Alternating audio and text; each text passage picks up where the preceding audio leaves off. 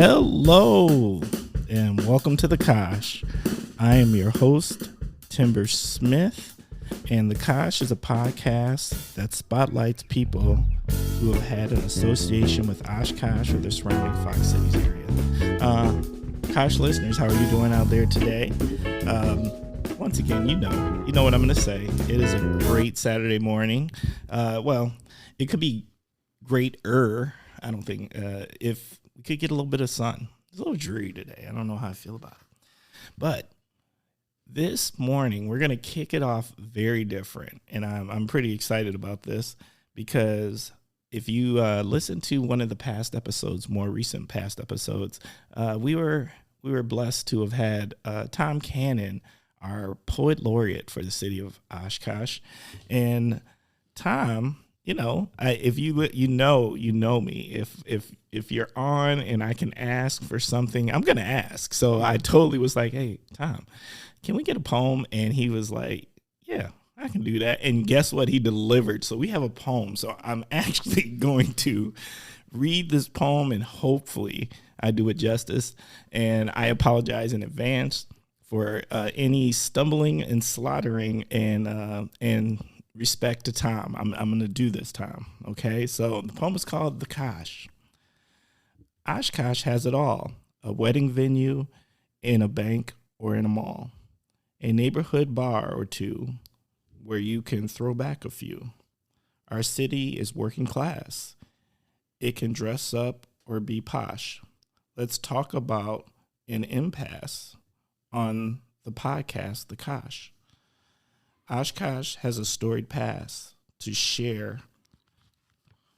Oshkosh has a storied past to share a yarn on Timber's podcast. You'll play the word association game, and what Oshkosh needs is your proclaim. If you have a grievance, you can complete this sentence. What in the world is going on with? The person to tell is Timber Smith. Here's your chance to discuss or uncover an Oshkosh hidden gem, or a local place you need to rediscover. It's Wisconsin, so it won't be locale. But on Oshkosh, on the Kosh, get the 441. But on the Kosh, get the 411 on eating locale. Call out a villain to condemn. Most guests don't focus on the zeros, but name one of our Fox Valley's heroes.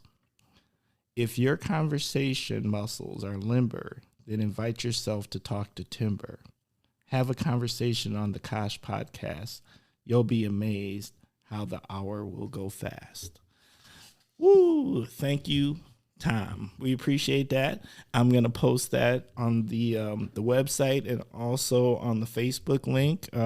We're blessed. Hey, we're going big time, y'all. We got a poem for the Kosh. Okay, but now, without any further ado, you already know I have an amazing guest as always, and this week's guest is Ralph Harrison. Ralph, how are you doing? Great. Nice seeing you. Finally getting down here. It's kind of exciting. This is true. Ralph and I used to run past each other quite often during the herd games, and he was like, hey, Timber, I want to be on the Kosh. I was like, okay, Ralph, no problem. Hey, Timber, I want to be on the Kosh. I was like, we're going to make that happen. And we finally did. Yes. Finally got a chance to make it happen. Her, but we got her, yeah. That's right. But you know what? Ralph was also busy out there connecting with the people in our community, campaigning, and he is super connected to the community is what I can say. Yeah, I just enjoy it here. It's great. I came here back in 1969 from college. I'm from Rochester, New York, which is crazy. It's a long way home. But I played football. And I wanted to play football for the Titans.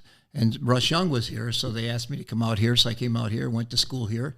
Went about 2 years, played football. But I just wanted to get to work. And my first job, which is kind of interesting, is at Shakey's. Oh. And if you remember the Subley boys that were running around at that time. You know what? I loved Shakey's. Oh. Shakey's is fantastic. That place was a good time, and their pizza was good. Oh, it was great, and it was a fun time. I had pork chop sideburns and, that kind of stuff. Oh, yeah. And not the pork chop sideburns. Yeah. it was fun times. It was kind of a good time to be out there. And you remember they had those big pitchers of beer and soda and that. But that was my first job, and I really liked it there. But it was cool because the kids were running around. The Suplee kids were running around. Little I know that they would have all these different places right now afterwards. Oh yeah. So that was cool, and that was 52 years ago. And then my next job after that was then I went and I worked in the car business. And I've been 52 some years in the car business, starting out with Dahl Ford. And I did work for Bergstrom's. Finally, it seemed like every place I was at, Bergstrom was buying it, so sooner or later I got there, But yeah, they do seem like it's hard to find a car lot that's not associated with Bergstrom, right? And it was good, and I liked the car business. It was always good to me.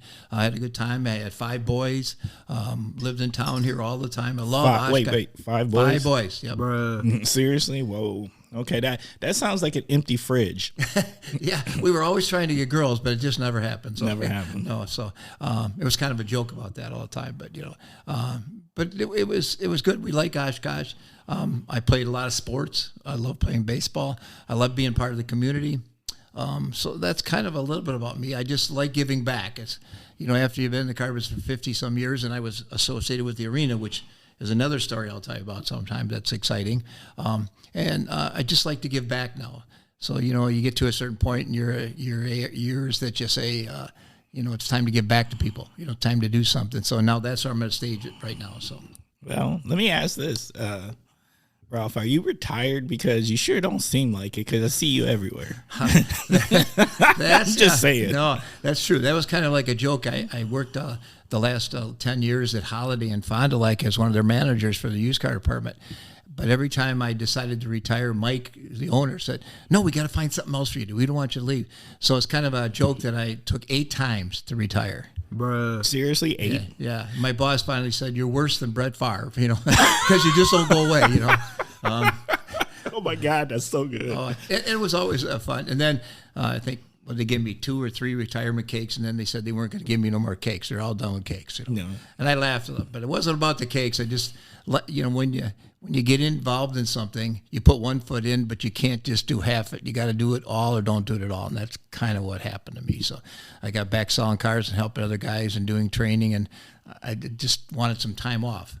But I didn't realize I would still get deeper in other stuff and community stuff. So that's where I'm at now. I'm retired, but I love volunteering. Celebration of Lights was the first time this year I had done. That was really great in the park. I don't know if you didn't see that. That was amazing. I do EAA was the first time this year. I do security on the side. I have Star Security in town. I try to do events like, it used to be Country USA, Rock USA, Mile of Music, if you remember all that. The library I do, the Grand Theater, and the amphitheater here, the Leach. There's so many different things there. And I just like to get involved in stuff. The farmers market, I'm really into the farmers market. That's another exciting thing. I love the farmers market. That's just something really special that we have here. Oh, it is, because Michelle that runs it, through the pandemic, we survived where a lot of other places in Appleton, Madison, couldn't keep it going. She found a way to keep it safe. The numbers were down because people are back in their house, but there was more people out, and it was continually, and that was kind of good because people look forward to that. Getting their EBT tickets or their little coupons to get some extra foods, to buying the farmer's product, to little novelty stuff. So she kept it going. That was kind of exciting, and that's a big part of downtown. It's probably one of the biggest events that kept going all year. Yeah. It never took a break. So, well, I think during that time period, with the understanding like that being outside was about your best option. People were definitely just trying to find ways to get outside. Oh yeah. And it's, it was just nice to get away. We were cooped up. I was always at the Menards and all those places. I never seen so many people did remodeling in that time. I did. Hey, I totally did. This is the fruit of my remodeling during COVID, and the Kosh listeners know because we talked about it as I went through it, and it was something. Oh yeah, remodeling is it's a blessing and a curse. Yeah. Well, you learn how to do it a little bit, but then oh my God, it's a bigger project than I thought it was. Right? Oh no. I'm not. No, I hire people. Oh, yeah. Okay. That's how you keep a happy wife, happy life. Oh yeah. You hire people. Yeah. My wife always thought we could cut corners and do it ourselves, but no. I have never had a project that wasn't that was easy. They're all hard. So I can understand and appreciate what people go through to do in their job, and that's why you hire them. You know what? It's hard to hire people. You know, that's not even an easy thing. People think like being what I will call your own contractor, even that, because if it goes wrong, who do you blame? Yeah. You gotta blame yourself. No, I got you there. No. All right.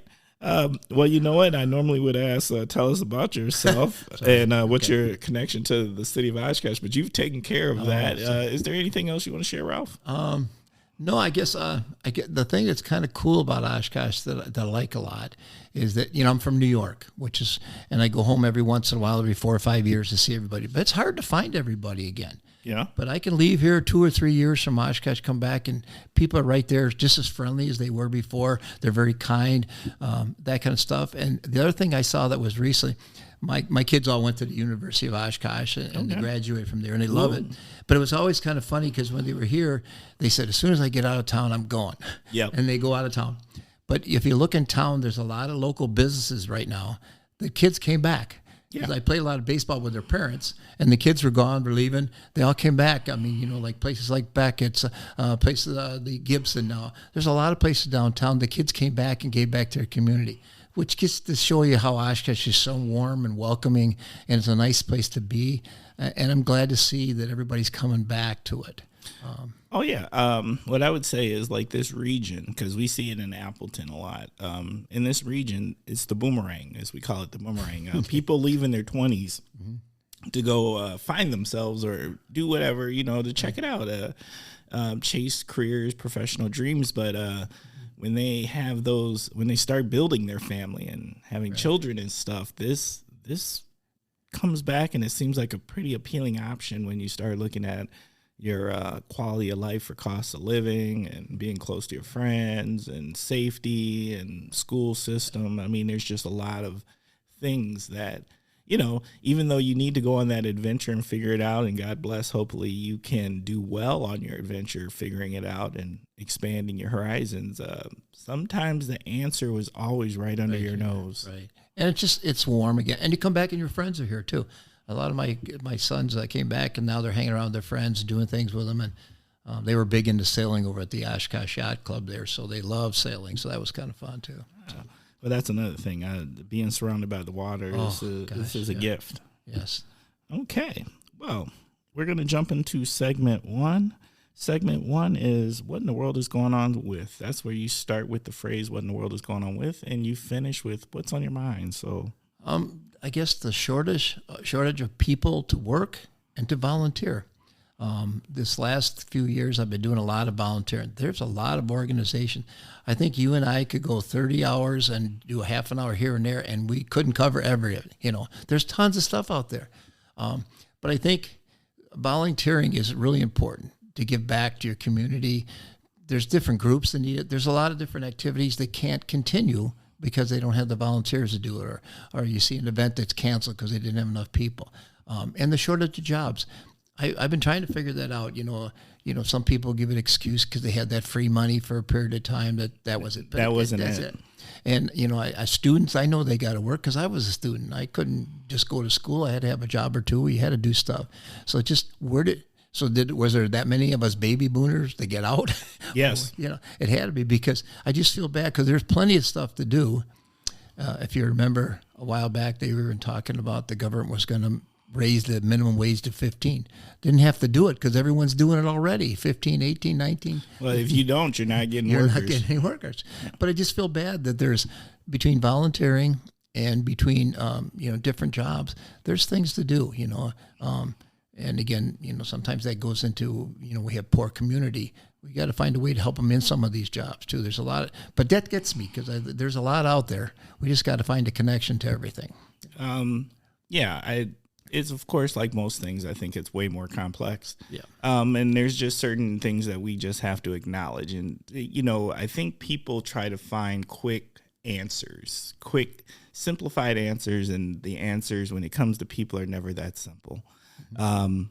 We don't have people, and that's really what it is. And what people have to look at is the fact that we've been on a decline population wise for a while. And then the boomers are retiring like as fast as it gets. And they were a large part of the workforce, but they didn't reproduce themselves. So then you're having this large portion of the people pull out. And then you have our youth, and what their expectation for how they want to work is different. And the job market, we're in this transitional place where they got options and they're not settling. And I don't blame them for that. You know, so there's just, and then we also have to acknowledge the fact that a lot of people passed. We lost a lot of people. Yes. A lot of people passed. Yep. And they're still passing. Right. And so there's something to that also, is we do have to acknowledge the fact that we just went through a pandemic and a lot of people did pass.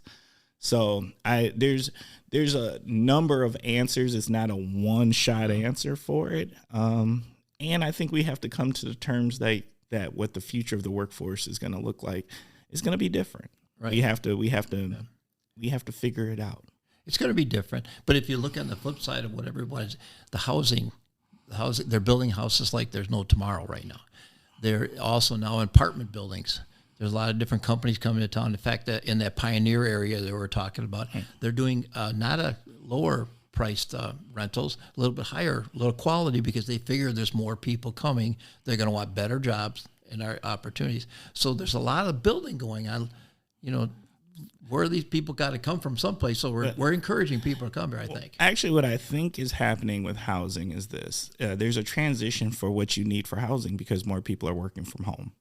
So what you need is a better situation to work from home with. And what we would do is, because you could do your house, but your house was never set up to be your place of business also. And now people are like, okay, I need that extra room. I need that extra space. I need this extra place to put in a place where I can do conferences and meetings and stuff like that. The biggest demand right now in the workforce is the ability to be able to be virtual some of the time. And that changed what the demand of the house is. So you might have had one house and you might have had a room for each kid, but now if you didn't have a room or a space to really set up a computer setup or a business setup, you need that now. And so I just think the reevaluation of what the needs are, because there's going to be less places that actually have brick or mortar locations, where they don't need to run their business like that. And they don't need their staff to come in. No, my daughter actually works for a place right now, where majority of her, the staff is all virtual. Across the country. Yeah. Right. And so that means, you know, where I thought she'd be out in their offices, she's home probably about 3 to 4 days a week. Yeah. And that changed. So and so now, you know, if I'm doing a day a week or 2 days a week and she's home 3 or 4 days a week, we need an office space. Yeah. No, that's true. One of my sons, he works at Mercury and he's in their office. He hasn't been there for a year. I think he gets 1 day a week in there. And now his wife is also working from home and raising 4 kids. Right. So there's a lot. So they need a little more room, and they're remodeling and fixing up a little bit there. So yeah, you're right about that. It's just that I'm still always pushing more volunteering too, more because I deal with the older people, I guess, but I still see a lot of the younger people looking for stuff, and they're still trying to figure it out. You're right, like that, but I just hope it turns, because there's a lot of great opportunities and things going on, and now that I'm with the county, the wall is just full of different opportunities now. So I just hope it turns. I hope we get more people. The other thing I noticed too is with a lot of things that are going on here now in town, the people that are brand new to come here love the place. They can't believe all the stuff going on. But the people that lived here kind of take it for granted. And that's one of my things that on my campaign I was pushing, that we need to appreciate what we got. Because we got a ton. And that's another topic. But we do have a lot here. I agree wholeheartely. It's different to truly appreciate Oshkosh. You've had to have lived somewhere else to understand what you have. Right. Because I think it's easy. And that's part of the boomerang, right? What we were just previously talking about, where people come back because they go out and they go on their adventure and they figure out, oh, okay, like where I moved to or where I'm at isn't offering everything that was where I came from. And, then you realize what you're missing, and then you might find your way back. Right. And you're right in Oshkosh. You're right in the middle of everything. You don't go out that far to go to Milwaukee. You head to Green Bay, head to Appleton. There's just a lot of opportunity. We're right smack in the middle of it. So. Yeah. That used to be one of my big pitches for new students for UW Oshkosh. Yeah. All right. My what in the world is going on with is what in the world is going on with all the construction near campus? It's something else. Now, let me tell you why. I understand that in Wisconsin, construction is one of the many seasons that we do have here, along with our 4 different springs and our 7 different falls. But in construction season is probably the most consistent season we have in Wisconsin. But did you have to tear it all up at the same time?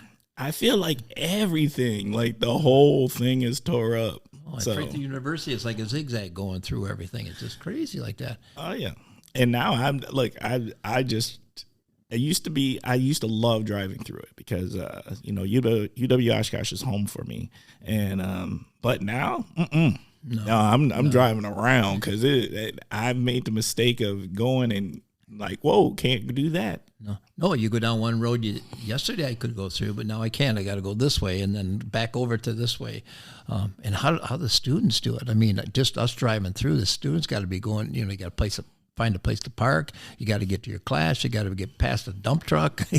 Oh, yeah. I mean, there's a lot going on there. But, I mean, that being said, I do know they need it now, and that's serious. So must have been because it was nice out. The weather started out nicer. Remember that 170 or whatever day that maybe they thought, okay, now we're going to start doing all this. But they started with one little road. The next thing I know, the whole thing is kind of back and forth. What I'm hoping is that what it's really saying is it's going fast. If they're tearing it up fast, hopefully they're fixing it just as fast. And it's going to be great because that road, a couple of them roads are pretty bad. Yeah, they did. Even at slow speeds, it was bad. Yeah, no. It was needed, and I'm not quite sure that's what they're doing it for. I think it had to do with probably some steam pipes and energy efficiency across campus, but getting new roads out of it isn't going to hurt anything. No, that's good stuff. Yes. All right. So on to the next segment. Next segment is word association. This is where I say a word and you tell me what's on your mind, Ralph. So we always start off with food. Oh, I love spaghetti and macaroni. I love anywhere I can go for that. I got to have my spaghetti first, I ask. The next is spare ribs. Oh my God, I love spare ribs. It's hard to find some real good spare ribs that'll kind of just peel off. Most of them are like warmed up, and I don't like them.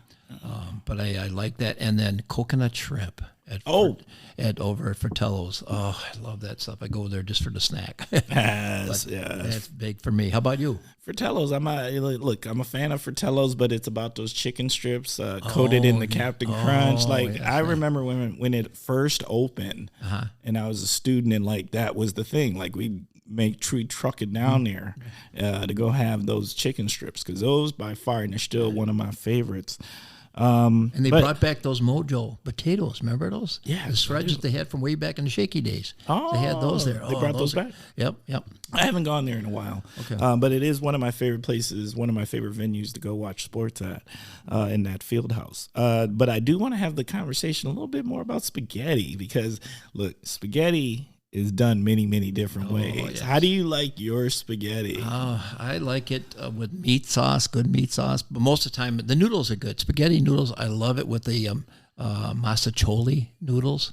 They'll create them, the little longer ones. I love the meat sauce on it, nice good meat sauce, and 2 to 3 meatballs. Gotta have those. I was wondering if you were going to put in the meatballs. Some people do meatballs, Yeah. Some people don't do meatballs. I mean, that's a meal in itself, and those meatballs are huge. But usually, I'm an Italian, so we had that in our family, and every Sunday that was it. It was a 4-course meal, but the spaghetti was there. So I always look for it, and I can't remember exactly. There was a place in town that used to be a really nice Italian restaurant. I think it's where Verb Credit Union is built. It is, yeah. Was it Vitali's? Vitali's? Yeah. Oh, and I used to die to go there. That was such a great place. But now it's kind of hard. They don't really have it as a main thing on their menu. It's always other stuff creative. So I look for that spaghetti. Whatever. There's the place over there by the movie theater. I know you know what I'm talking about. It's Oh yeah, it's yeah. It's not, the name's not coming to me right at this moment, but I like their food. Yeah, it's straight across there. Yeah. Yeah. Now it'll come to me. And sure, when you get older, you get the Rolodex. I go through them all before I find them. Yes, my Rolodex has come sooner in life than I wanted. Yeah, it's just crazy how that is, but you're always thinking. But anyway, yeah. All right. See, the reason I say spaghetti is because like my dad makes this amazing spaghetti, and no one can figure out how he does it. Shout out to Pop. Yeah. But it's all about, he does it where he doesn't do meatballs. It's the sauce and the meat, and the meat is really fine, and it sticks to the noodles. And it's just and the it smells. is. It's perfect, right? And he does it, and no one knows how to make it. And he won't tell nobody. He won't tell either. you, huh? Son of a gun. Isn't that how people do it? Yeah. If it's that good, they ain't gonna tell you. No, not at all. No. All right. Cocktail or beer? Well, I'm a Corona man. I love Coronas. I like testing all the local beers, but I got a couple stories that'll tell you that. First of all, when I worked at Holiday, we used to always go out to have a couple of drinks, and 10 to 20 people at the from the dealership, and I would have Corona, and I could have 2, 3, or 4 Coronas be fine with me. I get home, my wife says, "I thought you said you were out drinking." And I said, "I was. You don't even smell like it." So from then on, I always drink Corona because it doesn't smell. And I don't get a hangover the next day. Right. Now, when I worked at the arena for that a couple of years there, I would try all that craft beer. There's a lot of alcohol in them buggers. Oh, yeah. And I'd have 2 or 3, and I was a little more tipsier, but I love them. But and they bigger hit glass. different. Yeah, they hit different. From the herd games, you get there, you get 2 or 3, and then they cut you off at third quarter. No more for anybody. Cut yourself off. Yeah. So and I like a couple of my friends. We always like to go to different craft places. I don't know if you ever seen. They have these 52 deck of cards, and there's a brewery for everywhere in the state of Wisconsin. No. And Kevin and we go to those places and we punch one, you get one free and stuff. It's kind of cool, to do that. But there's tons of them here too. So. All right, Ralph, you gotta hook me with one of these deck of cards because I don't know about this. Oh, I gotta say, it's really cool. But then you get to see all the different breweries around the state, so we tried everywhere we can to find a brewery that has something different. And where do they come up with the names of the drinks? Beating my dog. Throw my wife out of the house. Who's thinking of all that? Look. Anyway, why not? Yeah. Why not? Okay, streaming. That's confusing to me. Okay, my wife, we have cable in our house, and everyone is different. You buy one service, it's different. It comes in differently. And streaming, I could not figure out streaming. A lot of my friends don't have cable; they just have streaming. Right. So I haven't figured that thing out at all.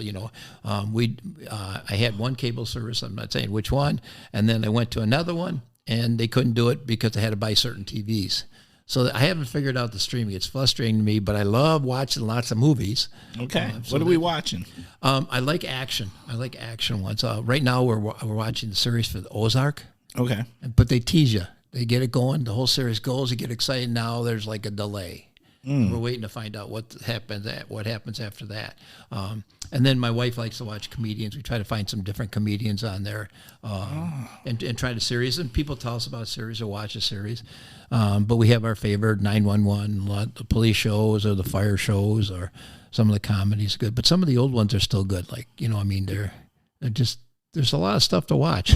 There is a lot. You don't need to go out anymore. You can do it right from home half the time. Well, the beauty of streaming for me is the aspect of on demand. Like, you're not forced to watch what the network wants you to watch. You can watch what you want to watch when you're ready to watch it. So you can press that button and start streaming, and you're good to go. Yeah, and we're playing with it now. I mean, who needs 6 TVs? We got 6 TVs in our house. It's like, what the heck, But we watch sports. We watch different events.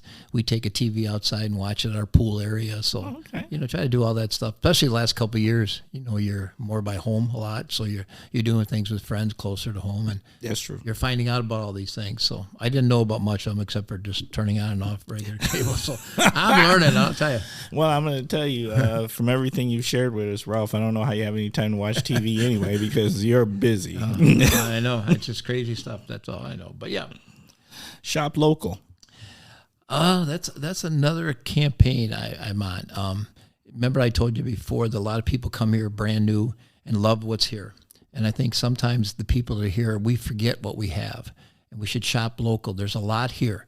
And we need to kind of revisit some of these places or events or activities or things that we have. So to me, between the different events that they have, the amphitheater is another one, the Leach Theater. Yes. I mean, they use it, but only you use it for Waterfest, which is a great event. I love doing that. No, there's a lot of stuff that happens over there. But a lot of people don't know about it, I guess, or something, because they ask me all the time, how come they're not using it more? Oh, no. It's someone who lives here and hears it. That's right in your neighborhood. Yeah, it's right here, right? Yeah. We hear it. They have stuff there all the time. There's movies where neighborhood movies and all the kids can come. They show kid shows. There's smaller concert venue type things where music things are done. I mean, it gets used all the time. And also, I'm not going to tell you, but that might be where I like to go fishing. Don't get no ideas out there, Kosh listeners, but it might be near where I like to go fishing. So like the venue gets used quite a bit. I'm not sure at the marketing reach on the things that are happening, but everything that I ever see happen there, there's people there. Oh yeah, Not as big as Waterfest, of course, but it does get utilized probably a lot more than people know. And I just happen to know because this is my neck of the woods. Yeah. Okay, I gotcha. Yes. Okay. Diversity. That's an interesting one. I guess for me, it seems like when I first think about it, it seems like people are putting us in groups, and I don't want to be in groups. I came here in 1969. The year before was the riots in town here, and I was an out-of-state student, so of course my tuition went up. But the thing is, I've seen a lot of growth here, but it shouldn't divide us in groups. We all should be able to get along and get to know each other's background, what we're doing, our issues. Or I think we need to get closer to each other. Instead, I think sometimes the first reaction is to put us in groups and put us against each other instead of putting us all together so we know more. We need to know more about each other. We need to know more about what we've gone through, what we did. And you can sit there and say you know what they go through. Nobody knows what everyone goes through. So you need to go. I came out in New York, and I had tons of friends. We hung around, we did stuff. So I never saw that until I came here a little bit. And now I'm seeing more people come out and more different groups again.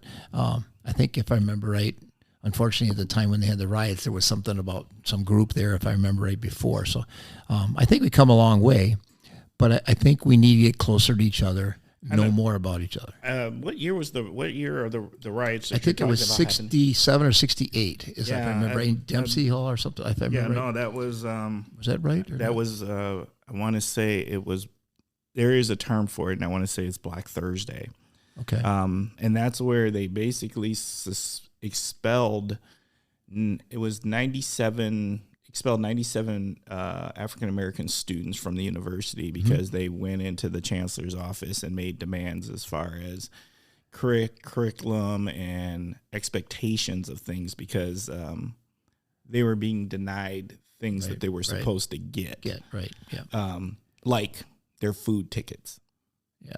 Okay. That makes no sense. I don't know where common sense and stuff like that. Well, it was just one of those things. The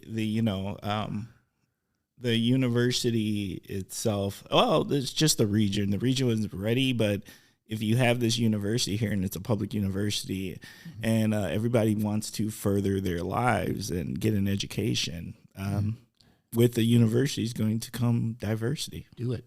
Yes, it should come. It should. You welcome it. I mean, why would you? You're supposed to welcome it. I know, but I mean, it's just the first reaction is, oh, I'm not sure why. I mean, it doesn't make any difference. They should welcome it, period. I think, and I like what you're saying. I like what you're saying in the fact, like, it is a matter of getting to know each other. But I think one of the bigger issues that tends to happen is people get in their silos and they don't even realize they're in their silos. And silos is a real easy thing that ends up happening, siloing. So like it starts with you and your partner, right? And you have your silo and you have a child, and how you decide to bring up your child creates a silo. And then where you send them to school is going to be a bunch of people that look like you, think like you. So that's a silo. And then where what you decide to do professionally is going to be a bunch of people that look like you and think like you. So that's another silo. And then where you decide to worship is a bunch of people that look like you and act like you and think like you. So that's another silo. So after a while, you've put so many layers onto your silo of life. You forget there's a lot of difference out there, and you think what you constantly are looking at has to be right. But you just haven't realized you're siloed and that there's not a right or a wrong. No. It's just difference.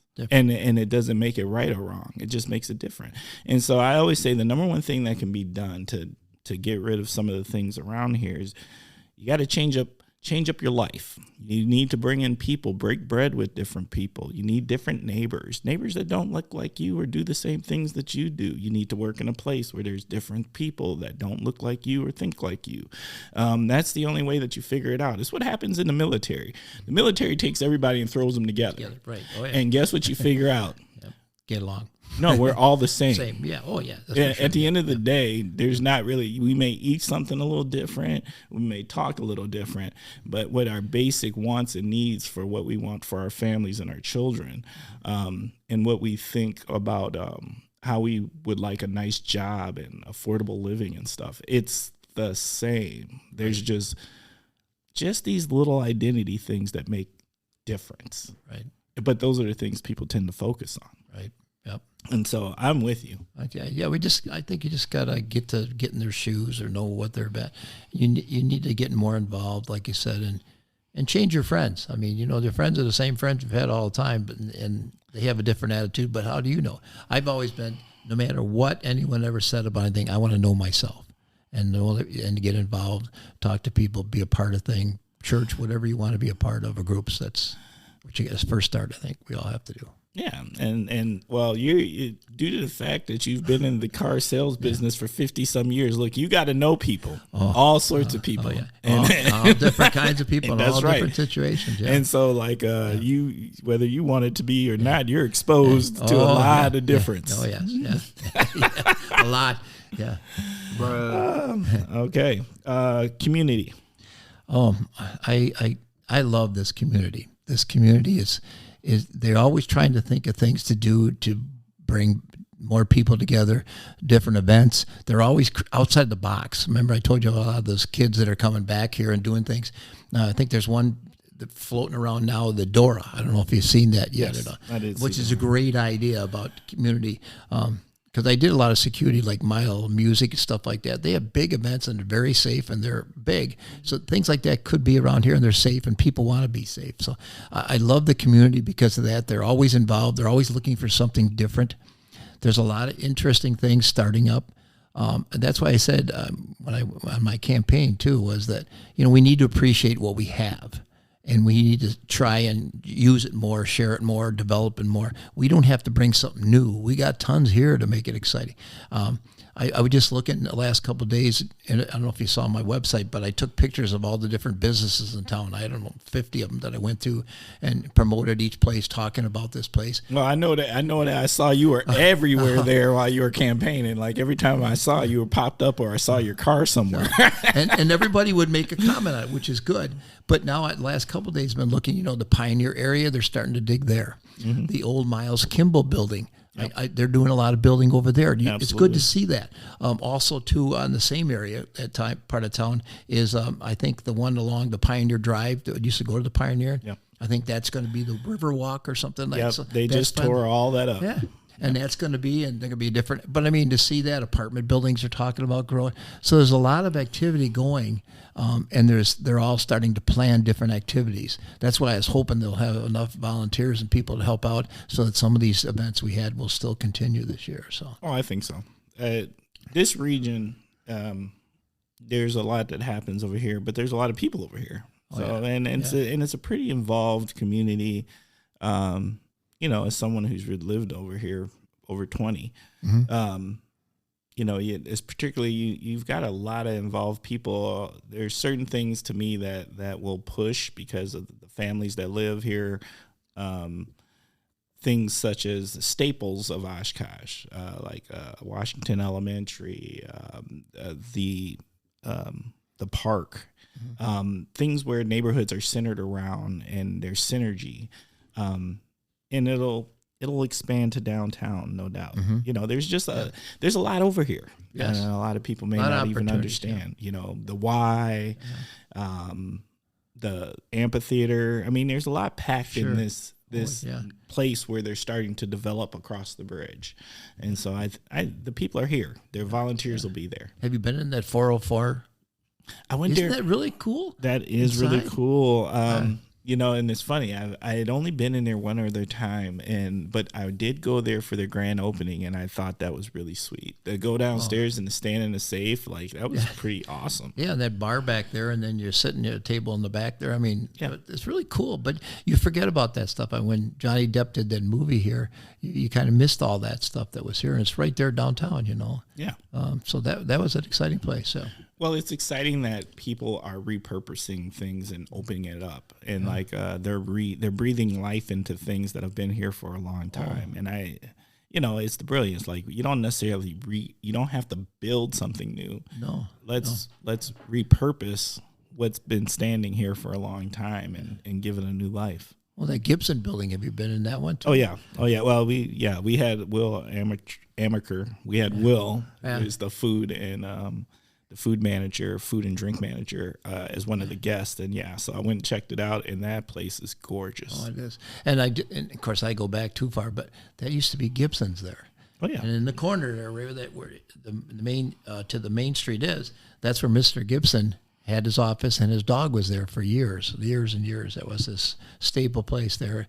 But to see it used in a completely different than what it was meant to be. So it's kind of cool. Yeah, it's an amazing venue. Yeah. And I'm digging all these new venues. And there's a lot of them around town. That's why I said you go to different places. It's just cool to see what they've done and the changes. And just even you take Beckett's. Yes. I remember when Park Plaza was here. You remember that way back? Were you here? Oh yeah. Oh my God, that was first indoor. It was supposed to be indoor, mall, and in the back area they had it set up where boats would come in. That's where the level went out. They also had the food court, and for me, in 1971, the Boys and Girls Clubs, we had a dance-a-thon there, and inside the ballroom, or it's called the City Center now, I think. And you put your hands on, and I have a picture at home still with the two people that still live in town, won the car. They were going to college, and they won the car. Each one won a car from the dance-a-thon. But that was all the things, when you look back in 50-some years, it's really exciting what has changed and what's gone and what is still here. Oh, yeah. What to appreciate. One of the ones I also like, I really like the Howard. And I really appreciate how they repurposed the Howard. I used to live in the building directly across the street, which they tore down now, and it's the expansion of the Y. But I love those bowling alleys in the basement. Like that's such a good idea what they did there, and just what that venue became. So what's being developed over here on this side of town, it blows me away. Yeah, and just the community is growing really big, and people are giving back to it, which is cool. It's good. Yeah. Yep. All right. So, the Kosh Hidden Gems. Wow. Well, to me, again, because I'm part of the farmers market, I think that's a hidden gem downtown. I mean, again, through the pandemic, it made it through there. And it seems like every summer, everyone is eager to get outside. The numbers, 10,000, 15,000. We get such a turn on that. And this year, I think Michelle said there's the number of people that want to be a part of it are growing, a lot of them. Oh, yeah. Someday they're going to talk about another street because there's 75 other vendors sitting trying to get in there. People love it and I work it every Saturday because I'm on the board with them. But it's cool because so many people come from out of town, or their students are here, or we've never been here. We never heard of this place. How did we miss that? Which is good because it's expanding out and getting people. But it just picks up momentum. It picked it up during the summer, and it picked it up during the winter when everything else was kind of closed. So I think that was probably one of the biggest gems that I thought that I look forward to in this town. Trying to think if there's so many other things. I mean, there's so many different people that are gems that are producing stuff. Our COTS program now is coming into town here. The warming shelter is developing. There's a lot of different things that people are are available to people, which is going to give back to the community. That the Leach Theater is just amazing there. I love going to those concerts that are there all the time. I do miss the 4th. I used to live down on Merritt by the Menominee Park. I do miss the 4th of July out there, when they used to have that. I know the neighbors, it was kind of not friendly, but I miss that. That was really a great event.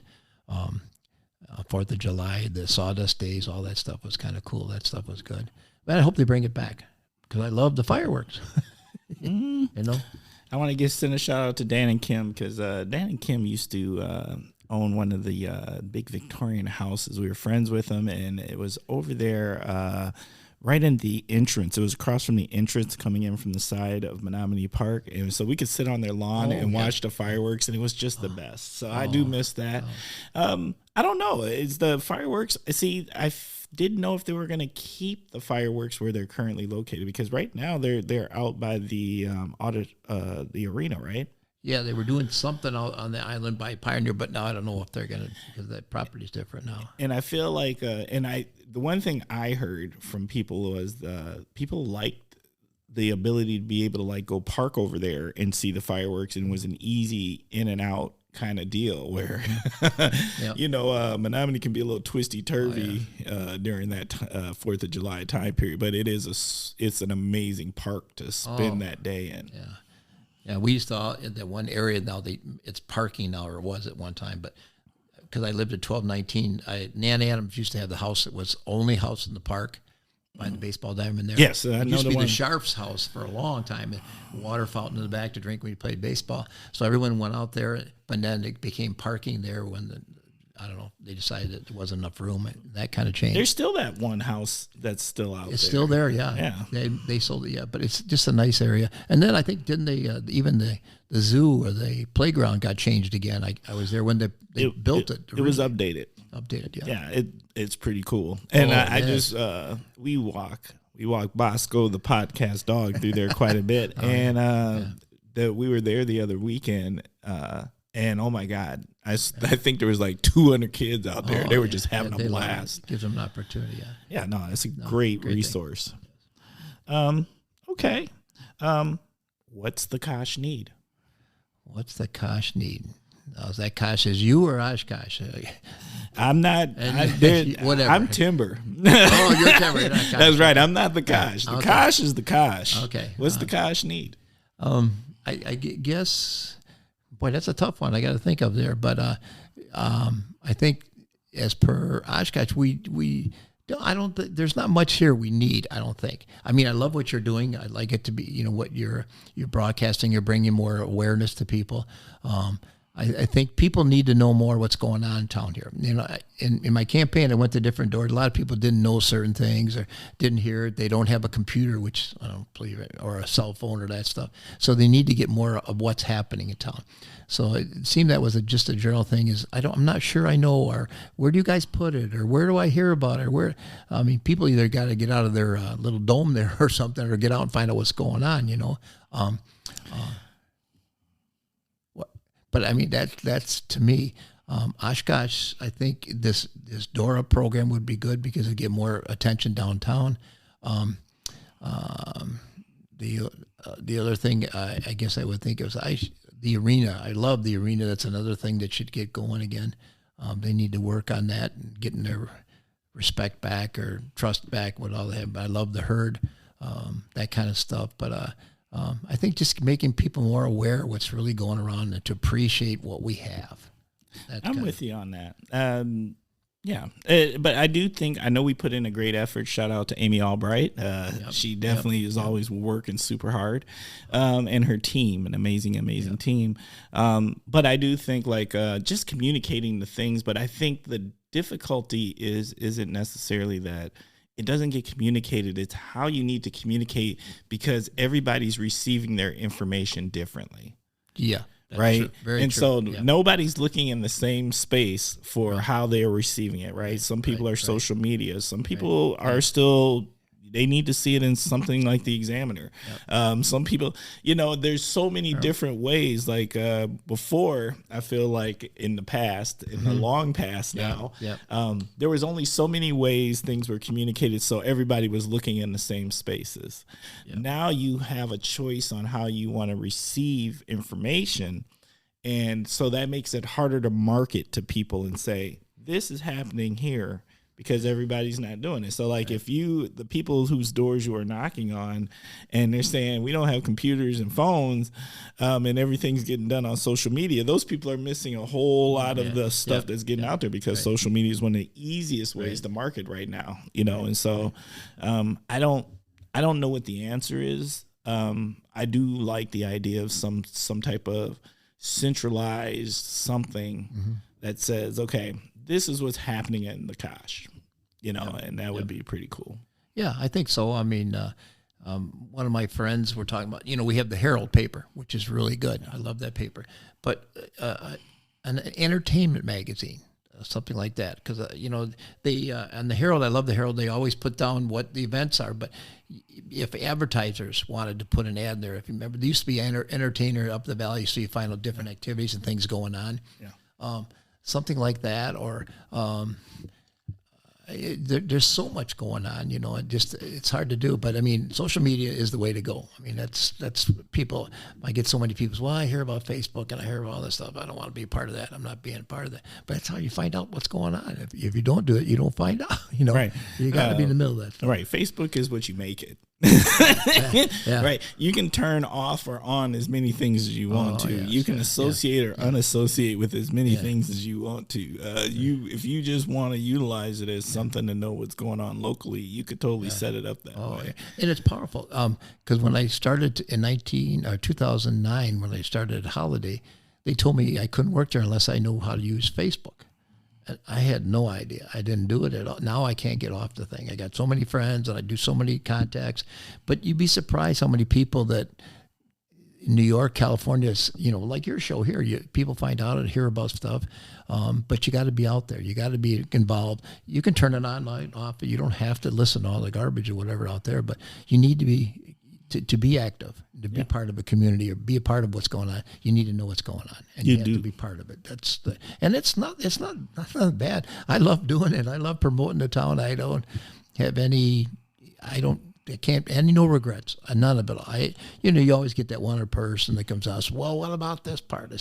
You're looking at the negative side. Why don't you look at the positive side? Anyone can look at the negative side because everything has a negative. But look at the positive, and the positive brings more positive, more excitement, more things, and that's what I'm about. Period. Absolutely, I like that. Okay, well, you know what? I do believe. Oh. One more thing that we have to do. It is time for the Naughty/Heroes Corner. This is your opportunity to nominate somebody to the Naughty, or it doesn't have to be a somebody. It could be an organization. It can be whatever you make it to be, to the Naughty or Heroes Corner. So, Ralph, what do you got? Well, let's see here. For Heroes, I really got to reach out to Sarah and Kelly. Those two girls ran for the city council or the school council just recently. They went through a lot and they worked real hard.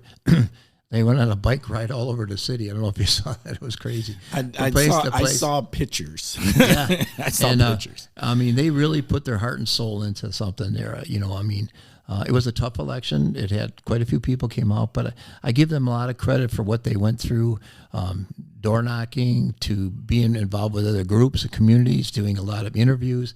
But they did a lot of work to get within 60 votes of being there. And I hope they taught me a lot because I hung around them a lot. We did a lot of stuff together. They had a lot of knowledge. They have a lot of heart and a lot of feeling.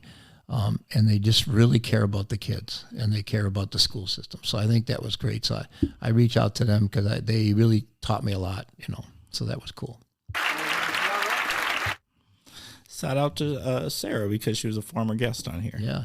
And she, between work and a job, the two of them are different things that are going on and to give back to community. And they brought a lot of stuff out because a lot of stuff we didn't know about or didn't have the feeling or didn't know what was going on. So I think that's fresh. That brings the community to be more knowledgeable about what's going on. So those two, I got to give them a lot of credit. They did a great job. I hope they run again too.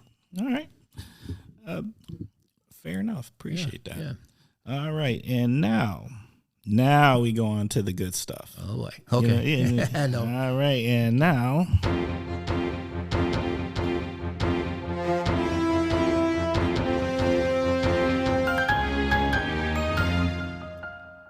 All right. Everybody knows this. That just makes me happy every time we do it. Yeah. It is time for the topic of the week. So, Ralph, this is your opportunity to talk about your topic of the week. And your topic of the week is? Elections. And this was good for me because I learned a lot. And first of all, if you ever want to run for an office, don't be afraid. It's a lot of work, but I would do that again. After being in the car business for 50-some years, I felt that a lot of people helped me. They trusted me. I dealt with a lot of different situations that I felt it was time to give back. So the election, which I started, I think when John Damo gave me a spot as the Human Resource Board, I learned that back, I think it was in October. So for 6 months before the election, I learned a lot about what's going on, the money that's being spent in the county. I got to meet a lot of different people. And then with my election, I found out the election process about collecting signatures, going door to door, finding about what the issues are, what people thought. And then the other thing that I got out of the whole thing is that, spring elections are tough ones. They're really tough ones. If there's nothing big on the ballot, they don't show up. They don't get a lot. I mean, I think when I ran in my area, I had like 4,700 people live there. About 3,300 are voters. I think in my election, we had 1,095 voters came out. So that's about a third almost, In the past, they told me you'd be lucky to get 10%. So I thought, oh my gosh, I'm going to knock on 3,500 houses and that's all they're going to get, But when you do that, the people, some didn't know what was going on. Some didn't care because I don't really vote or that. And when I got to see a lot of different sides of it, you got to see what your competition is, the signs work, but people recognize you, talk about it. And then I'm, again, one of 36. So there's 36 different board supervisors, but people say, well, I vote for you, Ralph, but I'm not in your area. Well, that's not the point. The point is there's 36. I wanted people more aware of what was going on. Do you know what the county is? No, nobody did. Do you know who your supervisor is? No, I don't. Do you know what the issues are? No, I don't. So that was big to me, that if you run, that you try to get that experience out, get those people to know what's going on.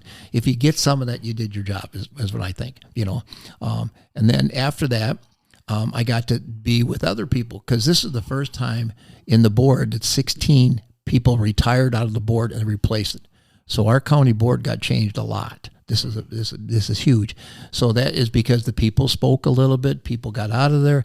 There's differences in ideas. So people need to know that what's going on to get to that. So I encourage you to run, because a lot of these people that just retired, nobody ever ran against them.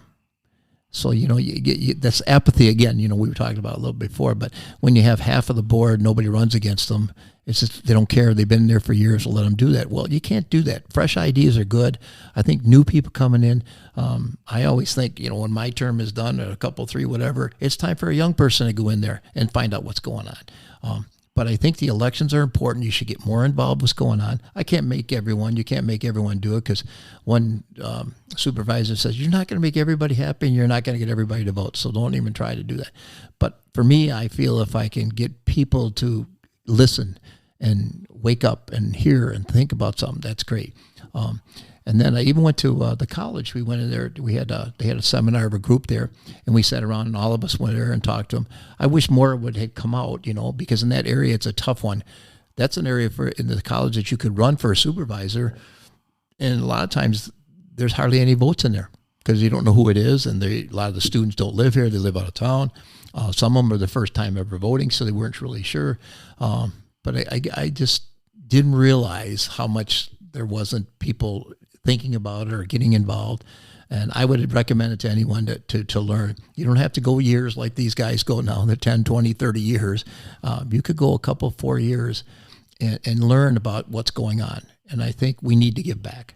And I would recommend anyone doing that. So, but that's my thought on that. Okay. I agree.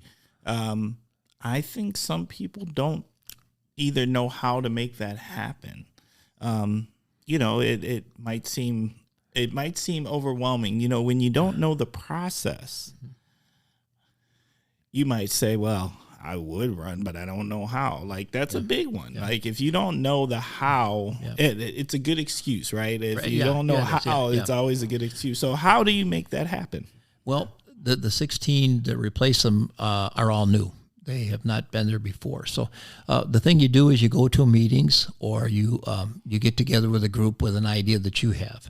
That's how we did it. We had a freedom group that we kind of hung around together, and we learned about what was going on and what the campaign was about. And then from there, you just say, okay, I'm going to do it or not.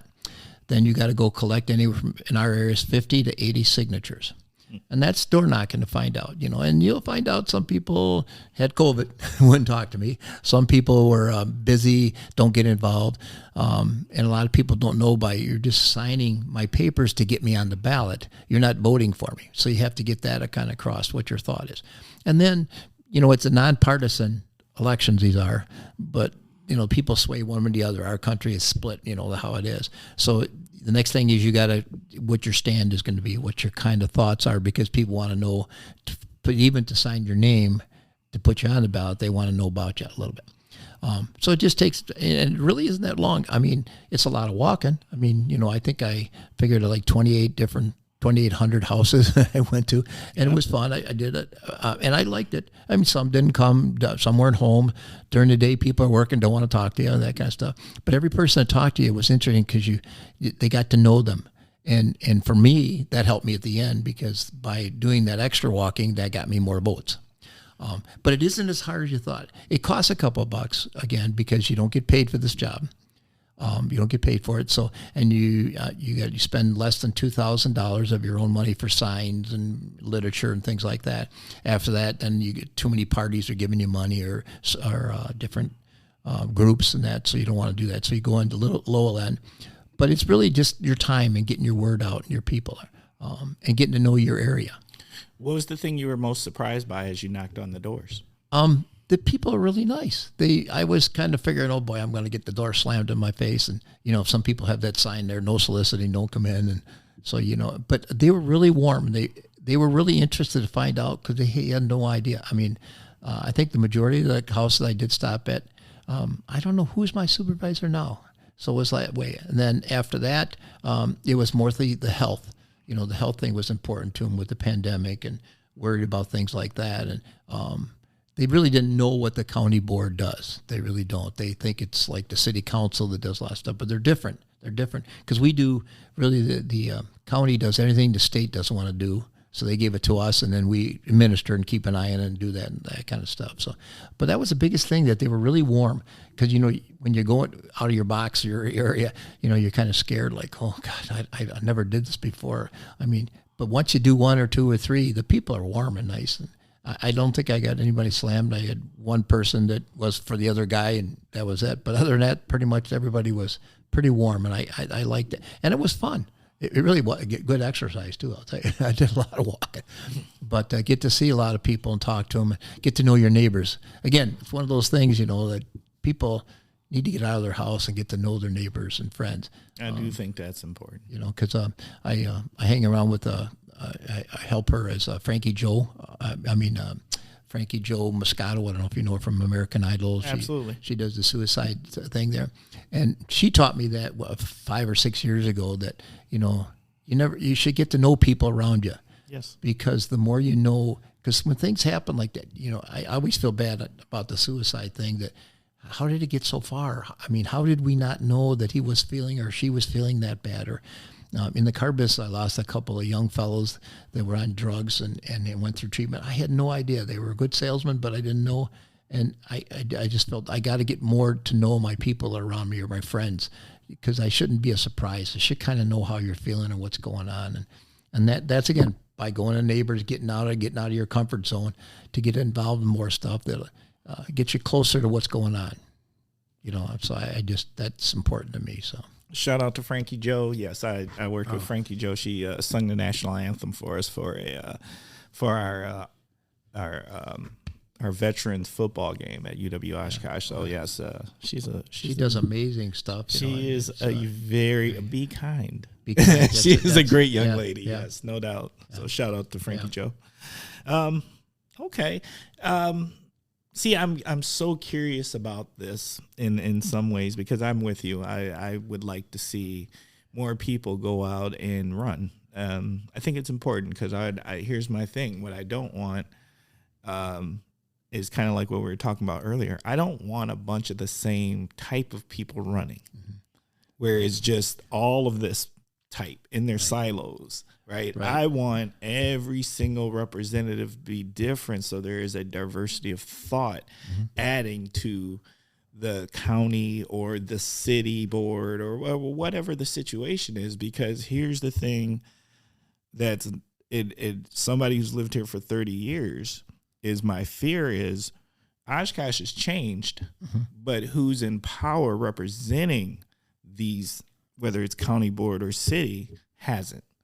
And so if everybody's the same and looking the same and everybody is in their silos with the same people and the same ideas, those other people, because we're changing, as you talked about and you've mentioned a number of times now, like people are coming in.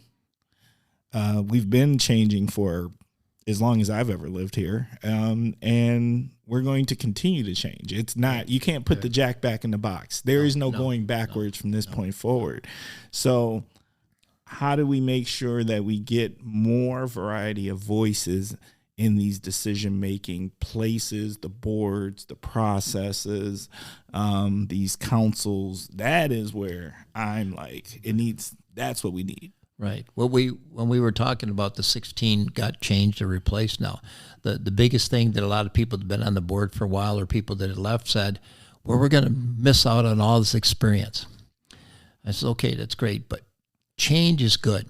Okay. Change is good. Now with a lot of these committees they have, you can have a citizen be on there.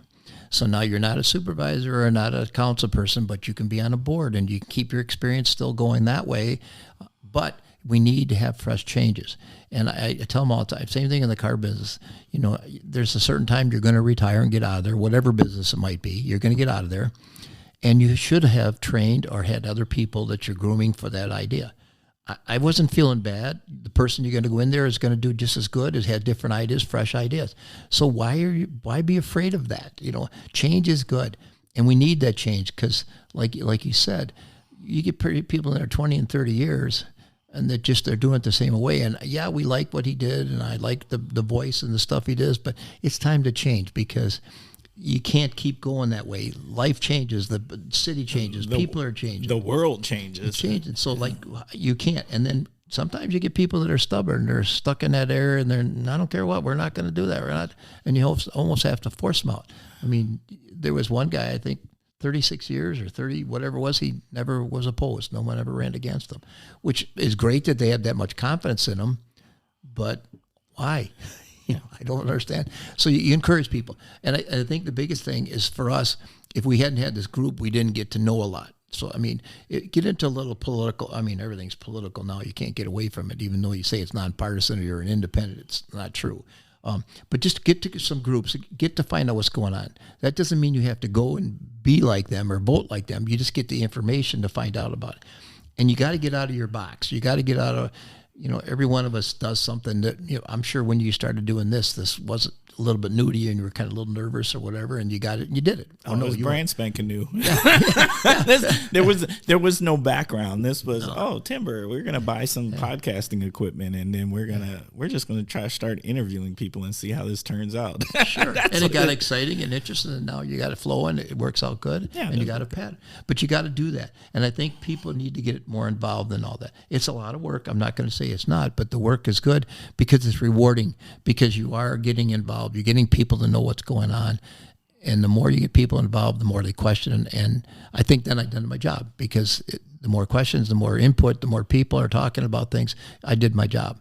And I was excited to see the 16 or 17 people. I got to know them. They're from all different walks of life, from young to old, to being experienced, to having some idea. And all of us are brand new, you know. So it's a new path pattern and things you have to do, but I wouldn't trade it for anything. I look for it, and I would encourage someone else to do that. And if you ever want to do it, let me know. I'd be glad to tell you what it's about.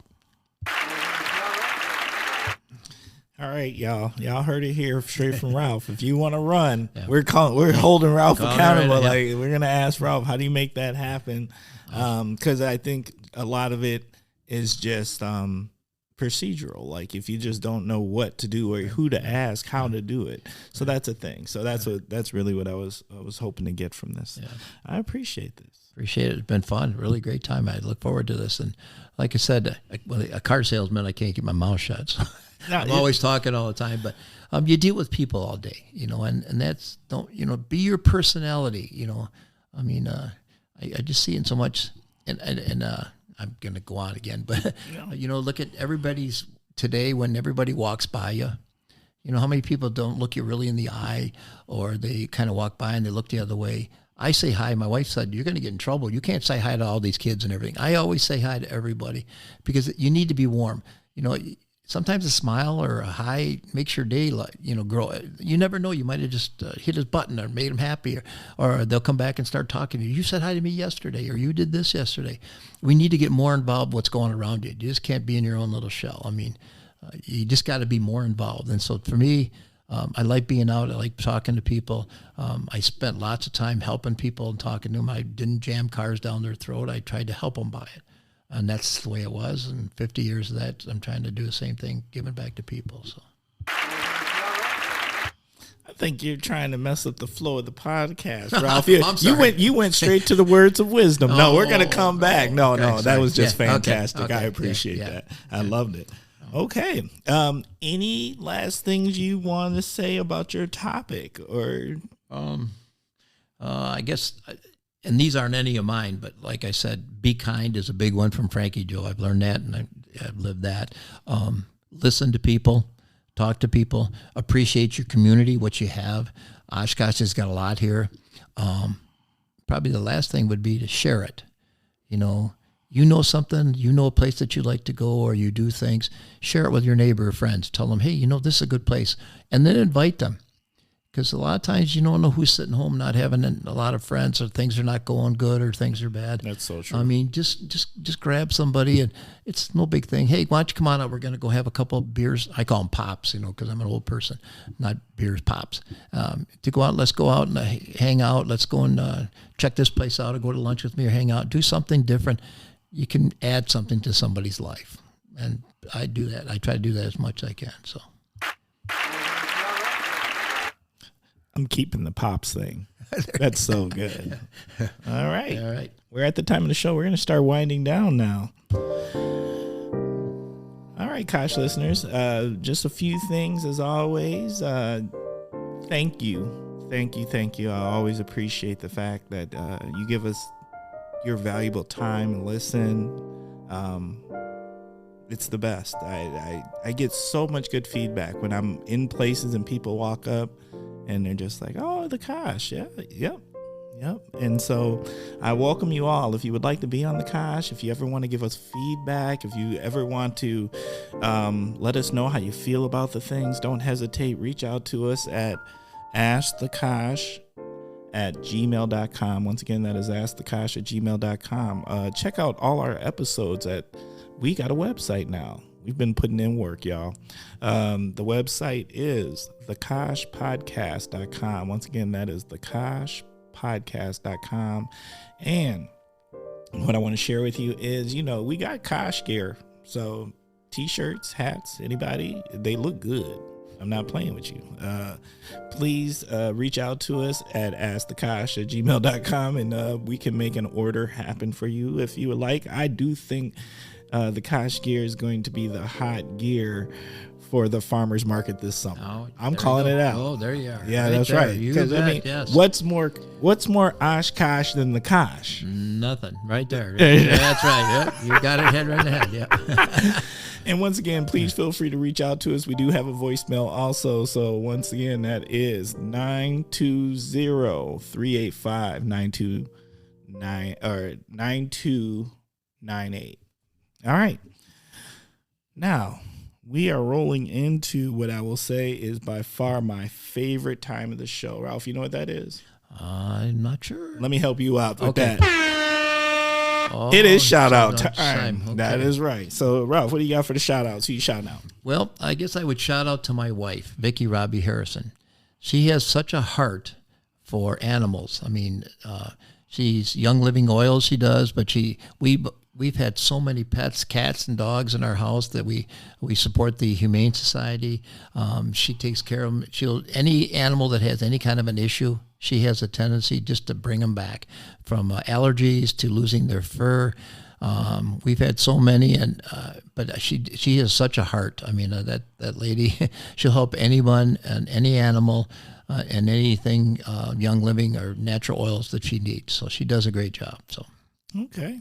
Anyone else? oh boy, I got so many. Oh, you can just go for it. No, don't hold back. Don't go hold for back. it. Okay. If you can think of it, go for it. Just take over.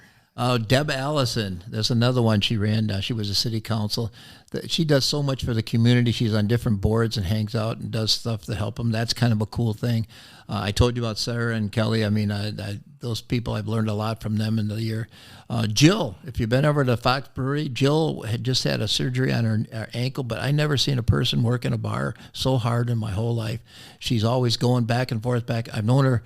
Her folks used to own the aquarium, a pet store way back, and Ooh, I think I her remember brother, that place. Yeah, and but she works so hard and she does a lot of stuff. So she's kind of a cool person. But if you get in there, say hi to her. She's always at the bar during the day, Monday through Friday at Bertel's.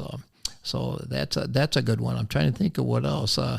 I'm still always trying to promote the arena, so try to do the arena. That's such a great place to have. They've gone through different things the last couple of years, but the herd basketball, boy, was that a great season again this year. Oh, yes. We just missed it, and now the Bucks are going. So, I mean, there's a lot of opportunity there. So, again, stuff around that we have, we should appreciate. Absolutely. Love it. Okay, my shout outs for this week. This week's shout outs. I just went to a scholarship banquet for Casa Hispana. So big shout out to Casa Hispana. It's amazing what you're doing.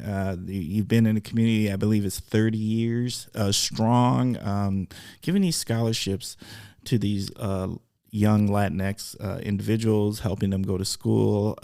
Y'all just do great work. So I appreciate all of y'all out there. Special shouts out to Myra, Adriana, and Emily, all associated with me. And big shout out to AJ Miller and Wibbick. I did an interview earlier this week, and AJ, you were just such a good interviewer. So I appreciate that. You allowed me to sound intelligent.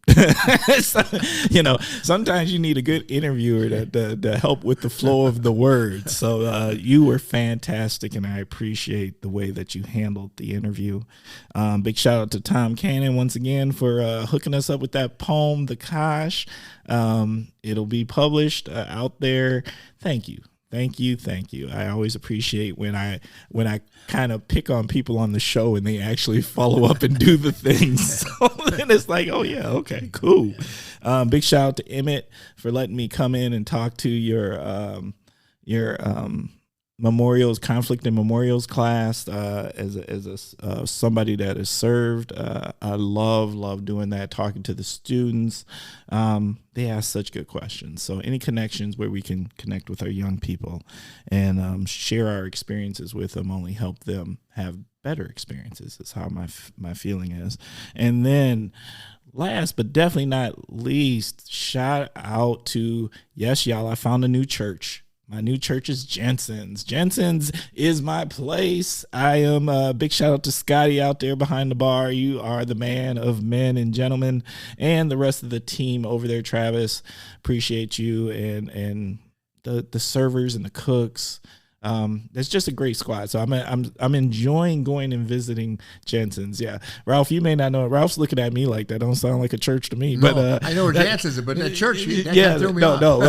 It's a reference of what we call our drinking establishments, our libation holes. We call them the churches because in a lot of ways they serve the same purpose. Once you're in the congregation and you know the people, right. Yeah, for sure. they support you. I've seen many churches support their congregation very well when families got sick. That your bar family knows you. Oh, yeah. They know you really, really well when you're part of that. So I've been looking for a new one since my old one closed down. Shout out to Cranky Pat's. Okay. That was my spot, and that was the former church family, and so now we've been looking for a new one for some time. But Jensen's is meeting the call. Yes. All right, so on to the final segment, and the final segment is parting words of wisdom, and we give you a choice, so you get two things, or you can do both. You can either give us parting words of wisdom, or you can. What would your self today tell your 12-year-old self? Wow, that's a heavy stuff there. Okay. You know what? Well, you know what we're looking for? We're trying to get the wisdom out here. Every guest has wisdom, and we want to share that with the Kosh listeners. I guess for the 12-year-old, I would tell them just there's any dream you want to do, you got to be able to do it. Anything you're interested in, you should learn and try to get as much experience and try everything you can. I think if I would look it over again, I would play more sports. But now when you get older, your body takes a pretty good beating. So get as much done before you can, have as much fun and enjoy that sports and activities and getting to know life and getting more involved. I probably would have done more stuff earlier. Just watch out. Just work hard, and today learn as much as you can, because the more you can learn, the better opportunities you're going to have as you get going. A lot of times you don't realize that. I sat in a room where guys were talking about 401ks and retirement plans and stuff like that, and they were glassy-eyed. They had no idea what we were talking about. So learn as much as you can, find out about different things, because as your life goes, they'll be important to you later on through your life. And the way you are and the way you act is the way that's your appearance. That's what you are. Agreed. That was really good. Yeah. You have a good time? Okay. I love it. I love the studio. It's great to be here. It was fun, relaxed. And again, another one of those things outside your box, but it's kind of you made it really relaxing. Thanks a lot. Appreciate that. Thank you for being here. The Kosh.